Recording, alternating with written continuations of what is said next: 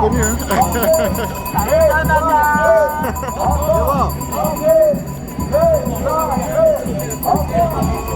Elle est dans toutes les manifs. C'est vrai? Si, il filme toutes les manifs, il faut que je le présente. Bonjour. Bonjour. David. David. Tu filmes là? Oui, oui.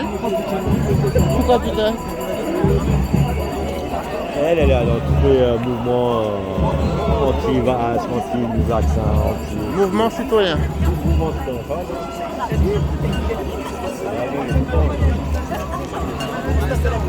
Macron, si tu savais, t'en passes, Macron. Ah, Lionel. Si tu Comment ça, mon ami? Ça fait longtemps, hein? Hein? Ça fait longtemps, hein? Macron, on n'en veut pas ton pain, c'est clair. On n'en veut pas.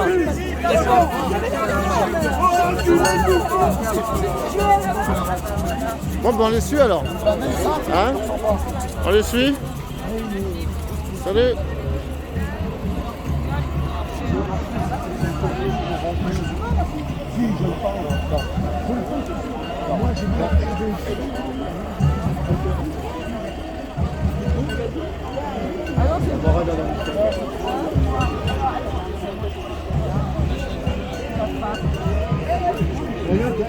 Quand tu étais malade, tu fais ça. Quand tu étais malade,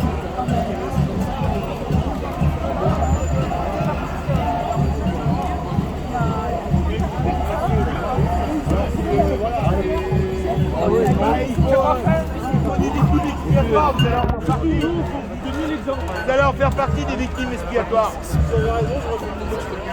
Ah ben, je vous dis que vous faites le mauvais choix. Ouais. Ah ben, le bon choix, c'est défendre les gens qui se font licencier sans motif valable avec 2 mois de suspension de salaire. C'est ça le vrai choix. Défendre les faibles. C'est ça le vrai choix, monsieur. Ouais, mais t'inquiète pas.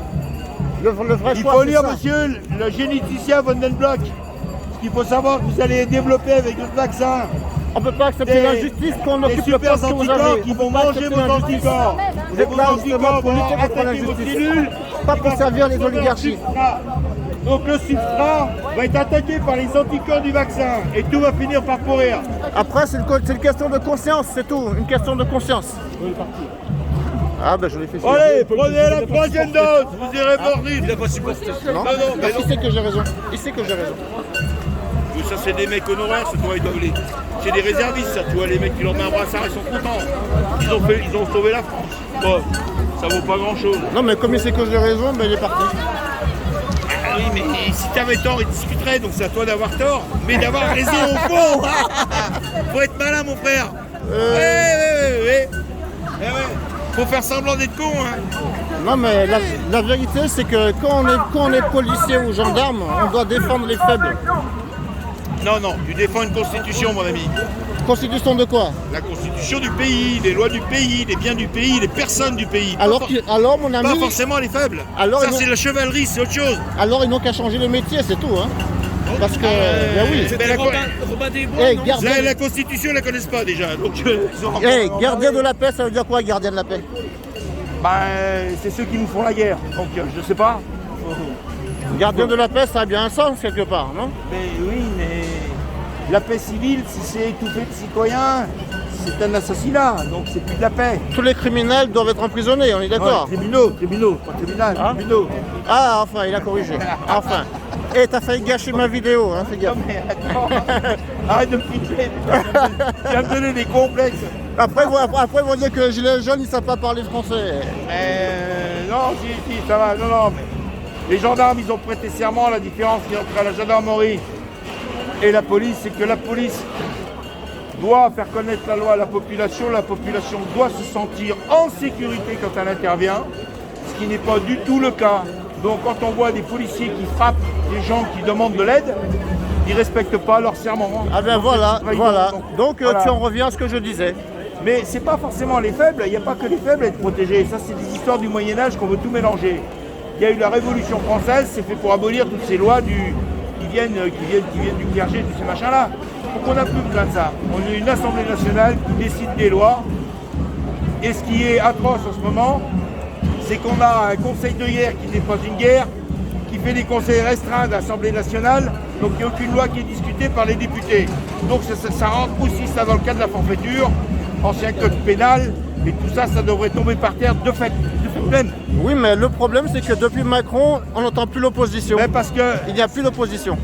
Parce qu'il n'y a plus un parti politique, tous les partis politiques sont financés par les subventions, il n'y a plus un syndicat parce que les syndicats sont financés par les subventions. Qu'est-ce qu'il a fait Macron?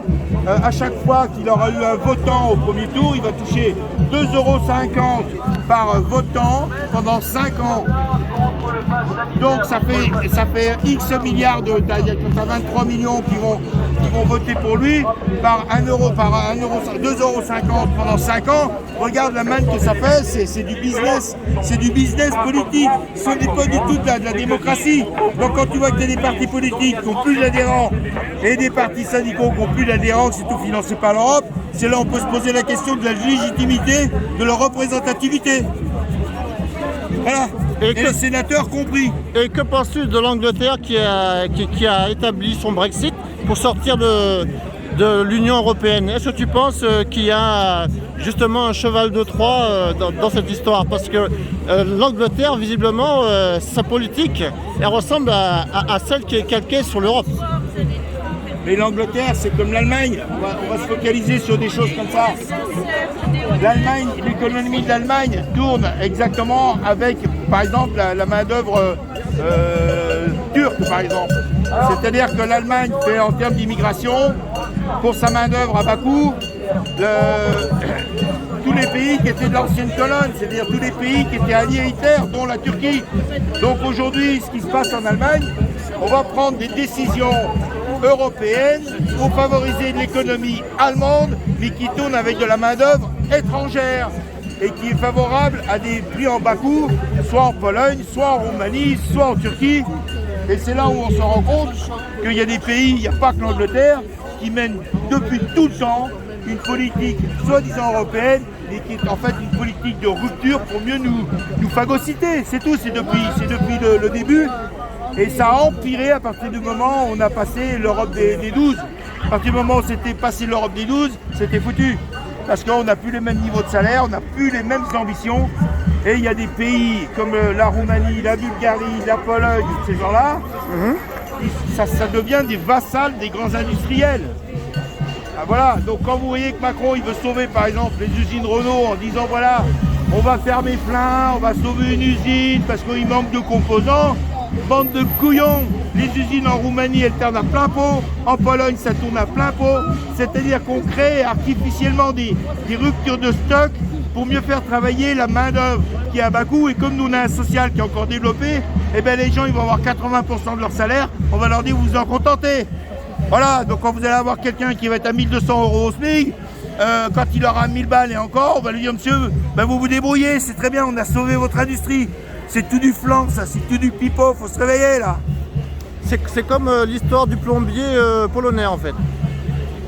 Bah, le plombier polonais, ça commençait en Suisse, on l'avait mis en sexy boys, si vous voulez. Donc il y avait peut-être des Suisses qui étaient en manque, des Suissesses qui étaient en manque, j'en sais rien. Mais, Sexy boy. Ouais, comment on appelle ça les boys bands là. Lady boys. Hein, les boys boys si tu veux. Donc bon, des grands blonds, cheveux bleus, aux yeux bleus, bon bref. Effectivement, il y a eu quelques Polonais il y a à peu près 15 ans qui sont venus à Genève et ça a dégénéré comme ça. Mais ce qu'il faut savoir à Genève, ce qui s'est passé pour parler du plombier polonais, c'est que tout simplement les populations immigrées, qui étaient déjà intégrées, hein, qu'elles soient portugaises, espagnoles, italiennes, moyen-orientales, elles ont très très mal vu, à partir du moment où il y a eu la réunification de l'Allemagne, qui a employé beaucoup de gens des pays de l'Est déjà, c'était déjà des sous-traitants, à partir de ce moment-là, Sud, et se sont sentis, entre guillemets, menacés. Donc le plombier polonais est venu qu'il était moins cher encore que les moins chers de l'Europe et du Moyen-Orient. Voilà ce que c'est devenu. C'est pas forcément devenu de la part des Suisses eux-mêmes. Hein, c'est des populations immigrées qui étaient déjà intégrées. Et donc ça, il faut être capable de le souligner aussi. Il faut connaître un peu la région et l'histoire. Mais je pourrais vous retrouver des trucs si vous voulez. Mais en même temps, les Suisses s'en tirent pas trop mal. Hein. Attends, on est en queue là. On va se prendre la voiture des flics, on va se prendre le pare-choc. Non, ils ont bloqué la rue, c'est bon, tu risques rien. Comment hein? Ils ont bloqué la rue. Hein. Ouais, c'est bien. Bah, voilà, donc faut faire attention à ne pas monter les pays les uns contre les autres, parce que effectivement, il y a des gens qui se montrent des misères entre les autres. Le pire, c'est les gens qui ont un petit avantage, vous voyez, le petit chef. Donc des populations qui vont être un peu mieux intégrées que les autres, qui ne veulent pas laisser leurs prérogatives. Donc les populations de l'Est à l'époque, quand on a parlé du travailleur polonais, c'était que la main-d'œuvre la moins chère d'Europe allait arriver sur le marché. Il y avait les Polonais, et la Suisse ne fait pas partie de l'Europe. Ben justement, ils ont raison parce que leur monnaie elle est quand même souveraine. Hein. Sauf que s'ils ont beaucoup d'avantages sociaux actuellement, c'est qu'il y a beaucoup de charges que eux devraient payer, les Suisses, car en fait c'est le social français qui paye. Il faut bien savoir que pour le chômage, quand un Suisse met un frontalier au chômage, oui. L'industrie suisse ou l'administration suisse ne paye quoi? Ne paye que 20%, 30% maintenant, pas plus que ça. Ils ont eu beau augmenter la CSG à 10% du salaire, ça fera jamais, ça fera toujours des coûts que le social régional paye, et c'est comme ça qu'on se rend compte qu'au niveau régional Rhône-Alpes, parce que quand même, même quand on est une petite entreprise, on paye quand même la CFA, on se rend compte que on a une disproportion de besoins sociaux en Haute-Savoie et dans les régions frontalières, parce que le coût social d'un chômage ou d'un accident de travail qu'il y a sur les travailleurs frontaliers sont assumés à 80% par le social français. Et les rétributions avant qu'il y ait la CSG montée à 10% ou 7% du salaire suisse, avant, pour un salaire suisse, la Suisse rétribuait à peu près 800 € dans l'année. Alors que pour scolariser un gamin, ben, ça coûte 15 000 € par an. Que pour faire des routes, des immeubles, etc., ça coûtait une fortune en impôts, locaux pour pouvoir financer tout ça. Donc la Suisse s'en sort parce qu'elle exploite le social français, notamment le social rhône-alpin. Donc aujourd'hui, on va payer des taxes pour faire des apprentis. Les apprentis, une fois qu'ils savent travailler, ils vont en Suisse. Ils vont en Suisse. Une fois qu'ils vont en Suisse, bon d'accord, il y a des meilleurs salaires. Il y a des meilleurs salaires parce qu'ils ne payent pas les charges qu'ils devraient payer. Ça fait combien de chômeurs en moins en France? J'en sais rien parce que maintenant ça vient de tout, ça vient de toute la France comprise. Maintenant ils peuvent prendre, mais ça crée des gros déséquilibres. Donc ça fait, donc ils veulent pas rétribuer pour l'apprentissage. Quand ils vont prendre des gens qui sortent de l'apprentissage, ils vont pas rétribuer les écoles françaises par exemple. Ce qui est, alors que c'est en discussion. Et la mauvaise foi est aussi terrible qu'avec les Anglais qui viennent pêcher dans les eaux françaises. Faut pas croire qu'il n'y a que les Anglais. On se focalise sur les Anglais, c'est pour nous faire oublier le reste. Donc moi je suis pas d'accord qu'on monte les pays les uns contre les autres. Je suis pas d'accord qu'on monte une pauvreté contre les autres. Les unes contre les autres, ça reste des pauvres. Et donc les pauvres entraînent les pauvres. Donc quand on réglera mieux ces problèmes-là, ça ira beaucoup mieux. Mais la Suisse reste un fonds d'évasion fiscale, je suis désolé de le dire comme ça reste un fonds d'évasion fiscale et c'est là où ça ruine l'économie, y compris l'économie rhône-alpine, ça nous coûte très cher. Ouais. Et j'ai vu qu'il y a un pays là, j'ai vu les informations, c'était aujourd'hui, ils commencent à vacciner les gamins depuis l'âge de 2 ans. Alors tu passes au vaccin là? Ouais, oui. Bah toi, une dose. Bah alors, ce que j'ai dit la dernière fois, on sait très bien qu'avant le vaccin, les gens qui prenaient le coronavirus, ils perdaient l'immunité qu'ils avaient acquise entre 6 mois et 1 an et on ne savait pas pourquoi, ça n'a jamais été expliqué. Un vaccin n'a jamais donné plus d'immunité qu'une contamination naturelle. Donc de toute façon, le vaccin qu'ils vont faire ne donnera pas plus d'immunité que ce qu'on chopait. Donc il va falloir se faire vacciner toutes les années. Donc ça va fragiliser. Ils peuvent faire écraser. Bonjour monsieur. Ben donc c'est un Bonjour, mensonge, monsieur. c'est un mensonge. Un vaccin, vous avez un rappel à faire tous les 5 ans, tous les 10 ans, mais un vaccin vous protège. Là, on sait qu'au bout de 6 mois, 1 an, il n'y en a plus. Le problème, c'est que ça va affaiblir votre immunité et on sait très bien que ceux qui vont prendre le coronavirus et qui vont fabriquer des variants, ce sont les personnes qui ont une immunité affaiblie. Donc ça va être les personnes âgées, celles qui vont avoir des comorbidités et maintenant, ça va être les vaccinés. Voilà, faut lire le généticien, ce que dit M. Van den Block, je crois, qui est un généticien hollandais, et qui dit que on va faire des anticorps, le vaccin va produire des anticorps très très costauds, qui vont supplanter les autres, et en fait on va se défendre bien contre certaines maladies, et on va devenir fragile à d'autres petites maladies. Donc le petit rhume qu'on pouvait choper, il va peut-être devenir très grave chez certaines personnes, et ça on n'en sait rien. À partir du moment où une AMM, c'est-à-dire une autorisation de mise sur le marché, qui n'a pas été vérifiée, eh ben ça va se vérifier sur le dos des patients, ce qui est interdit pour toutes les lois de la dignité humaine. Je ne vais pas vous rappeler Nuremberg 47, Genève 48, Salvinetti, je ne sais plus quelle année, et puis les lois Kouchner qu'on connaît bien. Donc on est en train de passer outre toutes ces choses-là pour en fait un résultat qui sera nul. On le sait, on ne garde pas l'immunité contre la prise du coronavirus. Point barre. Oui. Et donc la Suisse, justement, il y a des manifestations qui se passent en Suisse parce que justement, ils se rendent compte que le vaccin n'a aucune efficacité sous la durée. Alors, vis-à-vis de la Suisse, c'est vrai qu'on voudrait nous copier la Suisse parce que... Non, la Suisse nous copie par rapport aux manifestations. Oui, mais on voudrait copier la Suisse pour quand on veut nous demander des avis sur la votation. Oui. Mais comment se fait-il qu'un pays où les votations sont libres, à partir du moment où il y a un problème de santé publique qui regarde tout le monde, là on ne tient pas compte du tout des référendums qui se font. Oui. Il y a quand même un problème derrière. Donc est-ce que c'est le fait que c'est un pays où l'argent est stocké? Est-ce que c'est un pays qui ne peut pas révéler ce qu'est la 5e colonne et ceux qui aident l'Allemagne et des perfides anciennement collabos de développer l'argent ils l'ont mis, y compris dans Big Pharma, hein, faut pas rêver. Comment ça se fait-il qu'un pays comme la Suisse n'arrive pas avec ses référendums et son RIC en gros à faire stopper ça. Donc là, le peuple suisse réagit très très bien puisqu'il manifeste et c'est dangereux pour eux. Faut leur saluer notre courage et s'il faut aller, bon, on ira les aider. Par contre, comment ça se fait que ce pays a deux visages? À partir du moment où on touche le pognon, il n'y a plus rien qui fonctionne dans la démocratie non plus. Parce que, moi, je pose la question. Hein. Disons simplement que la Suisse, c'est un pays qui fonctionne principalement avec les banques. Peut-être, j'ai pas d'explication. Moi, quand il y a une schizophrénie à deux vitesses, c'est bon pour vous, mais pas pour les autres. Nous, on appelle ça des schizophrènes. C'est un peu le cas à Macron. Donc, vous voyez, là, il y a les gendarmes qui rouspètent parce que les gens avancent passer vite. Non, c'est un policier.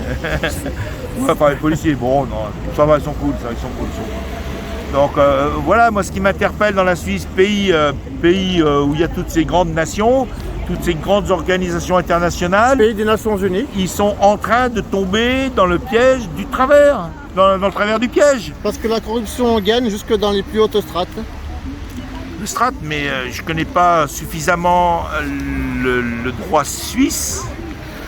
Mais à partir du moment où vous avez des votations d'initiatives populaires, comment que ces votations d'initiatives populaires qui sont contre le fait de vacciner tout le monde, ils arrivent à passer outre. Avec l'argent, tout s'achète.